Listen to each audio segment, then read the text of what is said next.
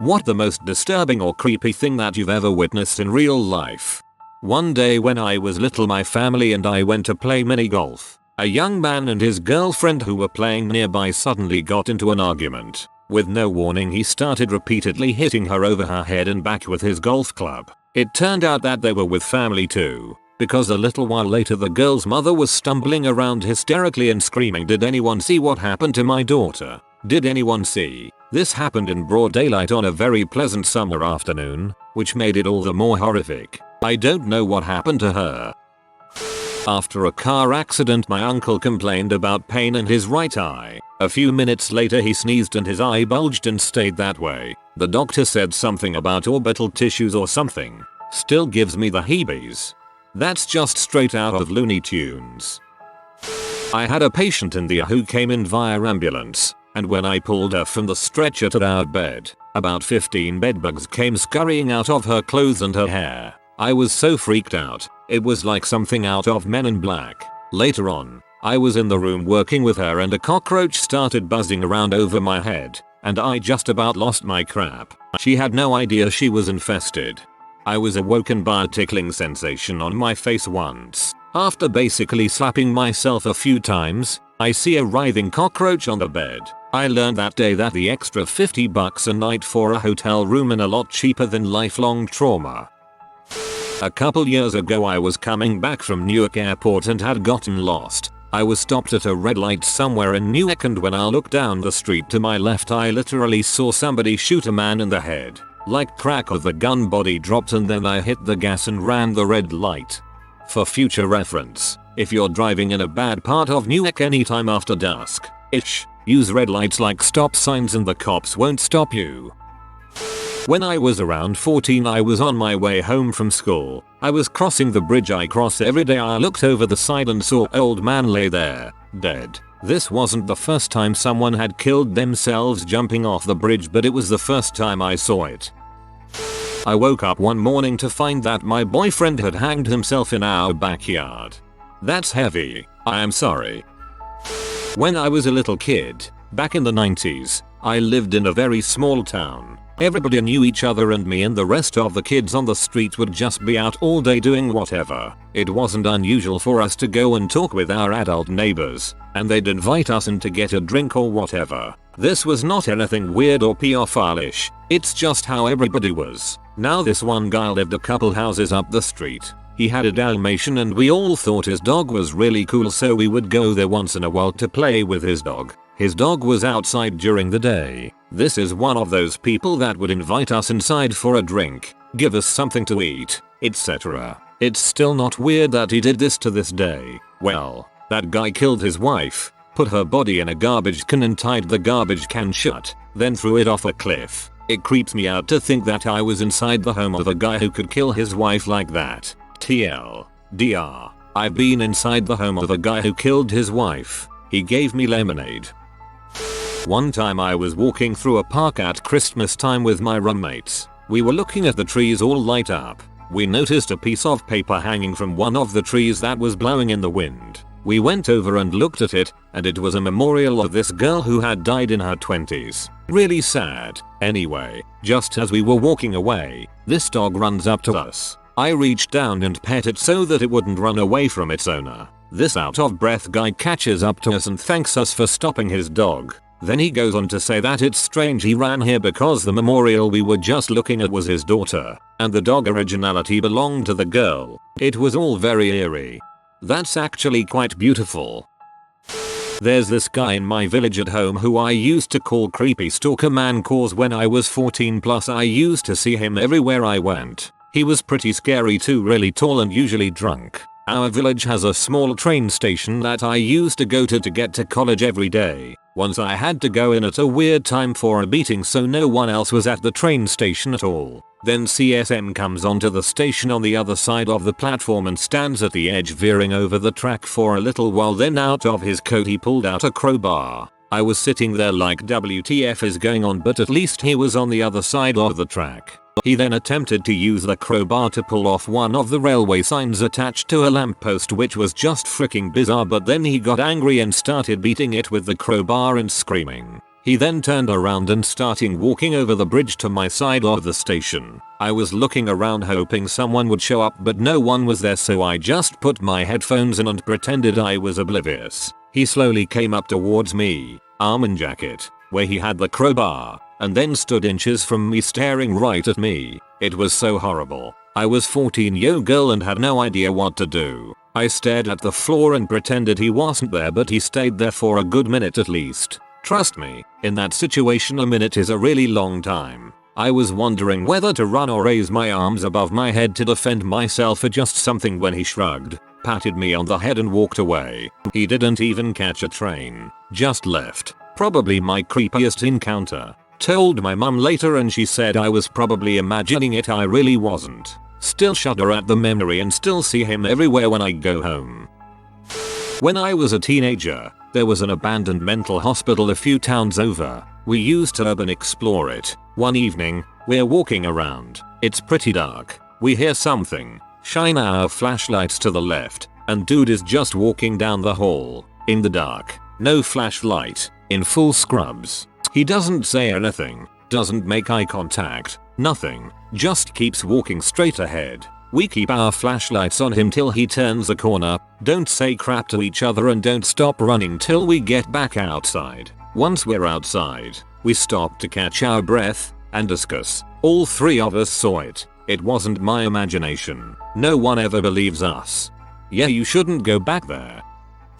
When I was about 16, I woke up because my windows were rattling. I grew up in an old miner's cottage and they often did it in the wind. As a kid I would become utterly convinced that someone was outside trying to come in, but by 16 I was pretty used to it, so I wasn't sure why it had awoken me. Then I heard it, knocking on the front door. Silence. Then tapping on my window. Silence. Knocking on the door. I yelled for my mum who was asleep a few rooms away, but she didn't respond. I yelled a few more times, but I guess it wasn't that loud because she didn't wake up. With my heart in my throat, I opened the front door. Outside was a man. He was about my height, and thin. From what I could make out, it was very dark. He was probably in his 30s. Neither of us spoke at first. Finally I said hello. He responded hello. I asked sorry, is there something wrong? He said number. I said do you need to use the phone or something? I could get my mum. He said number. Then after a few moments of standing there awkwardly, he walked off. And that was it. The next day I told my friends, who were horrified that I had opened the door and hadn't called the cops. I still don't know why I did open the door. Only excuse that I have was that I was pretty disoriented from being woken up. I never told my mum. Sometimes the thought it still makes me feel a bit ill. Anything could have happened. It was you from the future. I don't know if shop class is the right word at all, but when I was in 6th grade a 3rd grader girl got an axe from shop class, which had been her last class before recess, and hit a 2nd grader boy in the head. I didn't see it, I saw the immediate aftermath, and that's when I learned that head wounds bleed a lot. Someone slipped in his blood. He survived with, to my knowledge, no permanent damage. My grandpa was partially decapitated, and they sewed him back up and threw a turtleneck on him so that the funeral could be open casket. The turtleneck was white and the fabric was thin. I saw the sutures through it. I think a lot of people did, but nobody said anything. When I was about 10 I was at my mom's baseball practice. One of the women on her team started having an asthma attack. I watched her struggle to catch her breath, then slowly discolor. When the ambulance arrived I remember her being bluish. It was surreal. That will be burned in my brain forever. She died, leaving 2 small daughters and a husband behind. Whoa, that is brutal. I'm so sorry. I was in a corner unit apartment that had a roundabout outside of it. I was watching TV with my boyfriend and heard this huge crash. It sounded like someone was breaking into the place. So we look outside and there's this insanely smashed up car and a man that flew through an iron cast railing. My boyfriend and his roommate ran outside, calling 911, and I heard the man moaning and his girlfriend screaming for him. I guess he had been really drunk and refused to let his girl drive him home, so she followed him and saw the whole thing. He was driving very fast, hit the roundabout. His car hit the building across the street, and he flew out of the back window. It was insanely scary that from the balcony I saw someone die and heard him taking his last breaths. I was in Thailand as a child and my family were eating at some low tier restaurant. Next to us sits an overweight white man and what would appear to be his very butt-fat underage male boy toy. My first time seeing true sadness. This is why I hated Phuket when I was there. So many fat disgusting middle-aged white guys walking around with seemingly underage Thai girls. It made me sick.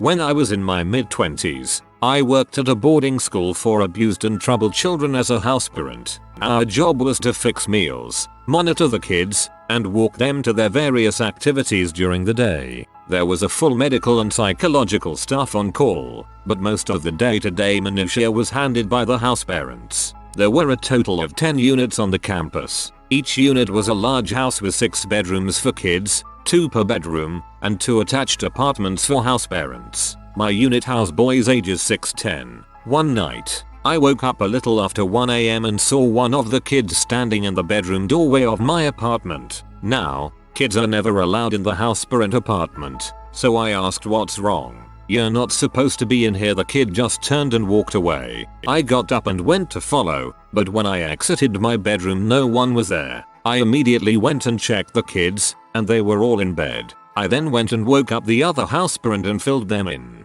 The next day, I filed an incident report with the administration and just concluded one of the kids woke up, found a way into my apartment, and ran back to his bed when he was caught. Obviously, I changed the locks on the main door the next day. This same incident happened 4 times over the next 6 months, and each time I filed a report with admin. It was getting more than a bit disturbing and I became frustrated that the administration didn't seem concerned. After the 4th time, I went directly to the director of operations, basically, the boss, and told him that if I couldn't get some help finding out what was happening, I would be turning in my resignation. Without saying a word, he went to a filing cabinet and pulled out a stack of 24 incident reports dating back 15 years from 4 different house parents that had all lived in my apartment. Each of them described the same thing. A small child standing in the bedroom doorway that turned and walked away when the house parent woke up. The director's response while I flipped through the reports was something I'll always remember. "We don't know what's going on, but it's been happening for a while and we're not worried about it." I never saw the kid in my doorway again, but I resigned 3 weeks later. Children can be creepy as frick, especially ghost children. Friend of mine went into this really creepy house about 10 minutes outside of the town we live in. When he came out he was deathly pale but had a red mark on his face. He said someone or something slapped him really hard while he was in there. The creepy part is that nobody else was in the house. It's been abandoned for years. That's just one story of the many strange things that happened in that house before it burned down. Ghost of Rick James. Me and my friends were smoking weed in my room about a year ago and one of my friends came along with some legal high called Annihilation and we told her not to take it since it's full of chemicals etc. She ignores us, does a bong rip of it and 5 minutes later she is screaming, like a girl being stabbed and murdered in a dark alley scream. She won't stop. Her eyes are rolled in the back of her head and she starts writhing on the floor like she is having an exorcism. She starts screaming gibberish and is sick multiple times. We call the ambulance. They arrive and take her to hospital. She got out about 2 hours later fine and very embarrassed. The whole ordeal lasted around 40 minutes before the paramedics arrived since there was flooding in our area when it happened. The paramedics said her heart rate went up to 210 BPM and she nearly died. When I saw it all happening I genuinely thought I was watching someone die in front of me in the most horrific way possible. I still hear her scream sometimes and it has always been burnt into my mind. I also hear stories on the news now of teenagers who have taken this drug and have become permanently brain damaged from it. I am so glad she was lucky and got out fine. But my god, that was a sudden change of events that evening when all we wanted to do was get high and listen to music. My friend and I had just watched the movie The Strangers. It was daylight because we were too chicken to watch it at night. About 3 hours after we finished watching the movie, maybe around 3-4 PM, someone knocks on the front door. In my neighborhood I got a lot of solicitors so it wasn't uncommon. When I opened the door there was a woman who looked disheveled and maybe in her mid-40s. She looked at me and asked, "Hi, is Sarah home?" I replied that she had the wrong house. She stood there as if she didn't believe me at first before walking off down the road. Now, that by itself was kind of freaky of course. But that night my friend and I fell asleep on the couches in the living room. It's 3 AM and I'm awoken by knocks on the front door. I jumped up and ran to the door peering through the glass. It looked like a family member and I feared something tragic had happened. I quickly opened the door and there before me stood the same woman from earlier that day. She seemed taken aback at how quickly I opened the door. After she recovered she said, "Hi, is Sarah home?" I simply deadpanned her and said, "Nope. You asked before and this is the wrong house." I promptly slammed the door shut and turned on every light in the house. I watched her through the window walk away up the road. Never saw her again. That night creeped out me infinitely though. Your house was getting scouted to be robbed. She was just checking the time of day you were home. This incident really disturbed me and left me feeling bothered for a while. My co-worker and I were carpooling and on our way home from work. He was driving and we came to a stop at a red light. There was a normal traffic around us and everything seemed fine until a cop car quickly drove up and pulled alongside the car that was diagonally in front of us to our left. The cop got out of his car and just from his body language alone I knew something bad was about to happen. He pulls his gun, shoves it through the car's window. He throws open the door and literally drags the guy out of his car. The guy is now on the floor and looks extremely confused, like he wasn't expecting it at all, but is being compliant. The cop then proceeds to begin stomping on this guy with his foot, not kicking, but using all of his weight to stomp the guy. I've never seen any real violence in my life before, thankfully, and was extremely shocked to see another human treated that way. The light we were at turned green and my co-worker drove away quickly before more violence ensued. It scared the crap out of me though and I kept watching the news to see if anything came on about the incident, but it never did. Freaked me out though. TLDR. I think I witnessed police brutality. Seeing that the guy was being completely compliant, I'm either thinking the guy knew the cops had finally got him for some past thing, or total police brutality. I know if a cop shoved a gun into my face while driving my car I'd get out too, even if I didn't do anything wrong. I saw he was dragged out but either way I wouldn't really put up a fight. Saw the guy hung from the 5th floor of an apartment building, skinned from the waist up. No alcohol I've ever drank has made me throw up as much. Didn't leave the house for 2 days. As a child, we lived one house over from a gay couple who seemed nice as heck. Never anything but pleasant. One night, when I was around 9 years old, I was woken up by these horrific screams of "Help. Please help me." I jumped out of bed and woke my mum, but by the time I woke her the screaming had stopped. I was pressing her to call the police, but she kept telling me I dreamed it and made me go back to bed. We found out the next day that the couple had gotten into a horrible fight and that one of the men had fled into the backyard to try to escape. His partner was chasing him with a hammer, and he ended up dragging the fleeing man back into the house and beating him to death. This haunted me for a long time because I felt partially responsible for not calling the police myself. A 30-year-old Down syndrome guy setting his pubes on fire because my 9-10-year-old friends dared him to do it. Goddamn kids. I was eating at a restaurant with family and this homeless guy comes inside and goes up to this table of 3 guys. He then proceeds to pick food off their plate. Words are exchanged and outside through the window we see the homeless man get beaten brutally by these guys. About a week later I had to make a statement to the police because the homeless man got brain damage. That information made it a lot more disturbing. He was probably already damaged if he thought taking food from 3 guys was a good idea. Seeing my father's dead body on his bed after he overdosed. Cold, blue, and stiff as a brick. He was 55. I'm so sorry, holy frick. I was in my room one late night watching a movie when I heard someone's footsteps coming toward my door. My room is in the back part of my house, a good 60 feet away from a door that connected to the rest of the house, so I can always tell and hear when someone is close to my door. Not wanting whoever it was to distract me from the movie, I hit pause and just lay there waiting to see what they wanted. I heard them come up to my door and just stop. I heard them breathing and knew it had to be my brother, so I said, "What do you want?" "Nothing." PSHH loser clicked play. Minutes later, same exact things. Again I ask and no one replies. Play. Seconds later again, same thing. "Man, I can hear you breathing." I know you're there, no response. Only this time he grabs the doorknob and jiggles it a bit. I finally decide to get up and tell my brother off the next time he comes up. Didn't have to wait long. As soon as I hear the breathing, I open the door and yell, "Gotcha, motherfuck." No one is there. I quickly went to the other part of the house and found my brother dead asleep. I woke him up and asked him if he had been back there. Of course he replies no. Of course I try not to believe him, but looking back he's a big scary cat and he's not the pranking type either. And also, unless my brother can teleport, there is no way in heck he could have done it. I literally heard the breathing next to me right before I opened my door. That night it was only my brother and I staying at the house. Rest of the family was out of town. To this day I still don't know what it was. I try to say maybe it was a draft, but I felt someone there. I heard their breathing. They jiggled my doorknob. It hasn't happened again, but I have other stories that I can't explain. TLDR. Creepy noise and actions thought to be brother is not brother. No one else at the house. Man, worst possible time for the line to end. Found my brother dead, asleep.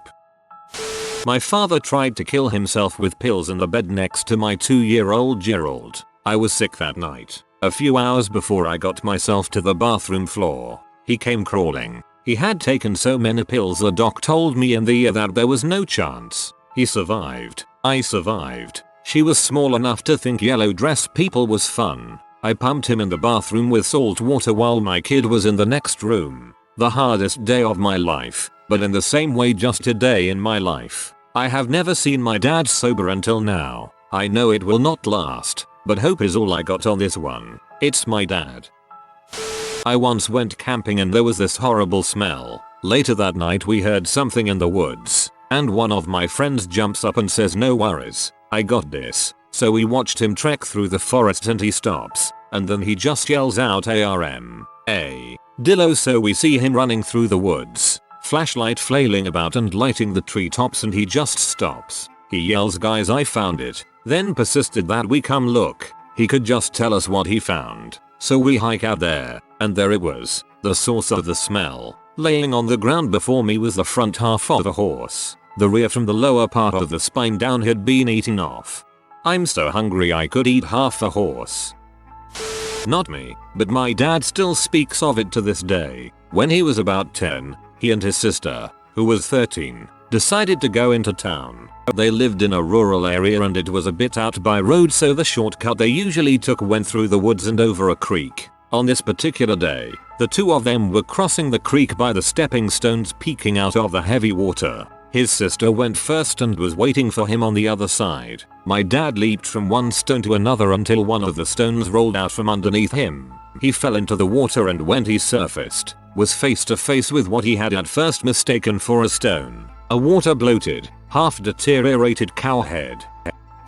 One day at elementary school when I was 10-11, an integrated foreign kid friend in my class whom we knew for 5 years didn't show up at school. When we walked to gym class and were about to cross the road, a police car drove past with him and his mother in it. He was to be deported to Congo.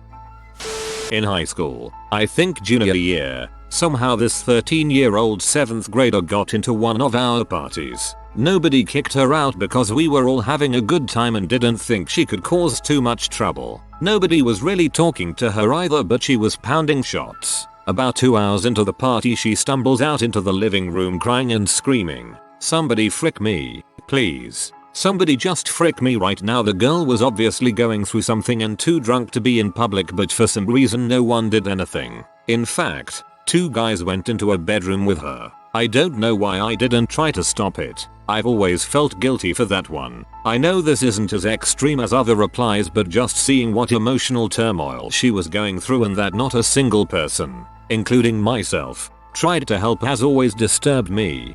That would be weird to see, especially someone as young as that.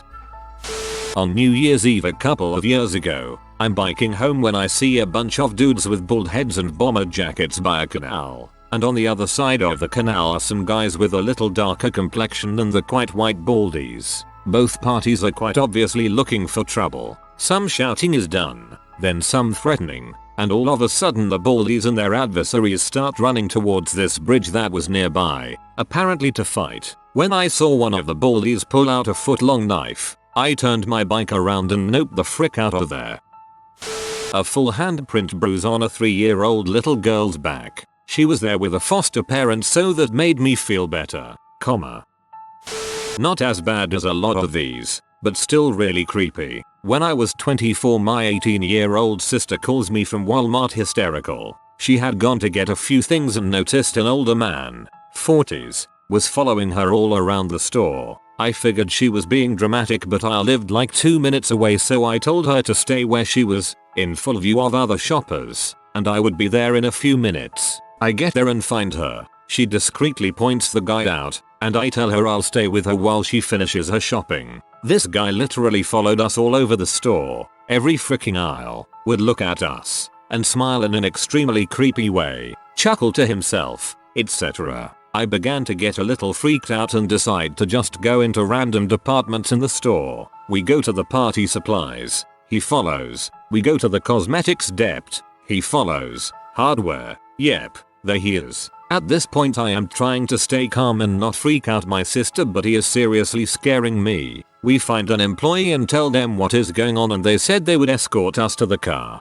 I decided I would take her home and get her car later, so we pay. The employee walks us to my car and we start laughing, thinking we were just overreacting. Before I could start my car, the guy is 2 cars down staring at us as he gets in his car. In hindsight, I probably should have called the cops, but I was still second guessing myself. He pulled out right behind us and I took a ridiculously long route home. We finally lost him after a couple of minutes, but that freaked me the frick out. Sleep paralysis. It's literally heck on earth. I have PTSD from some of the crap I've seen.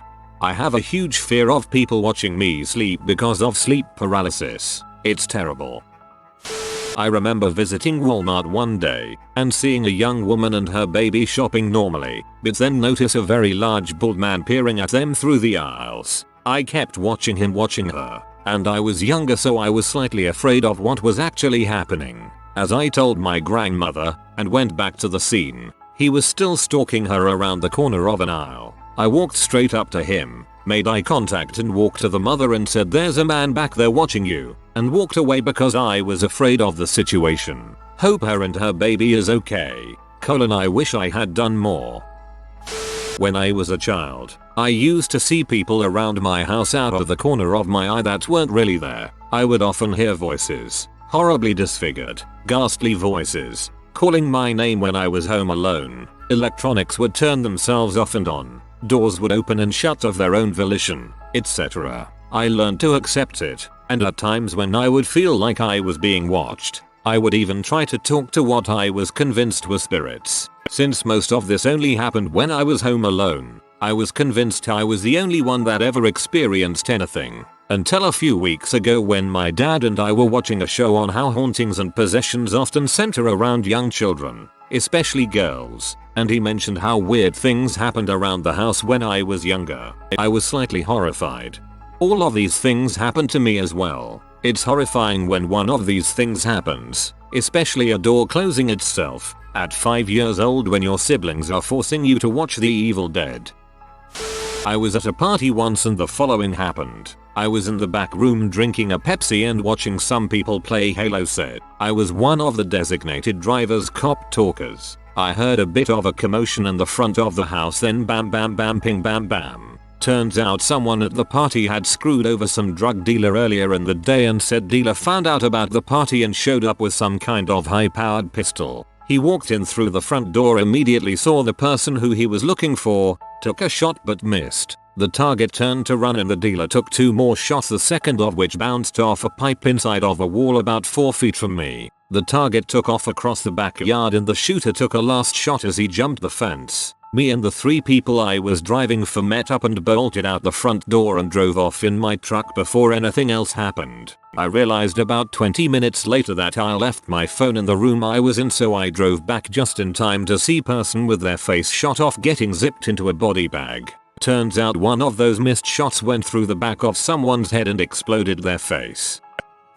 The bus I was riding ran over a dog. His leg got chopped off, and he was still alive. He was screaming, moving around while at the same time licking his wound. As if that would have helped. There was nothing we could do. I would have shot it if I had a gun on me. We left him there to suffer and die.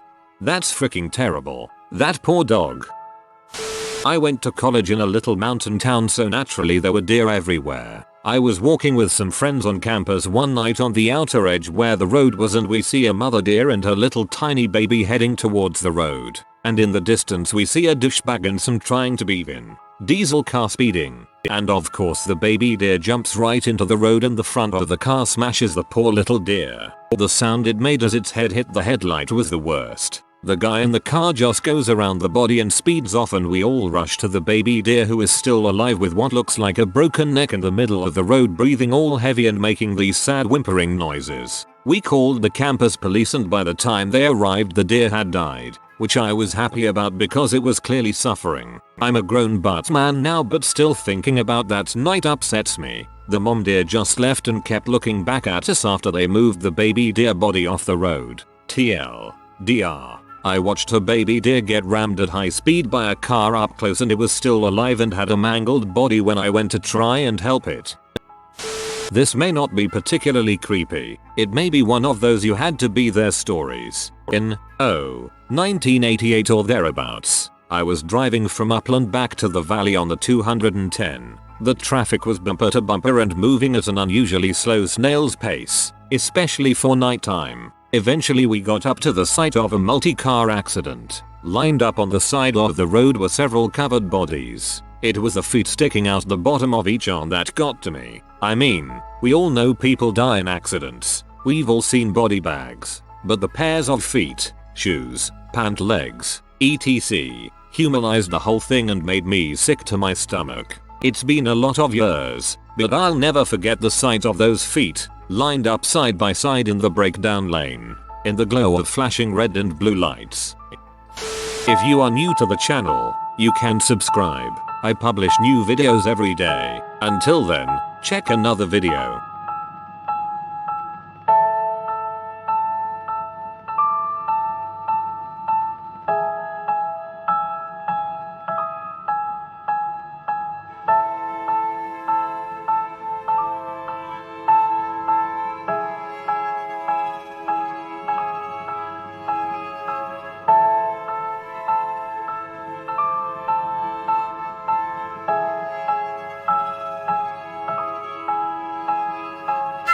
Bye for now.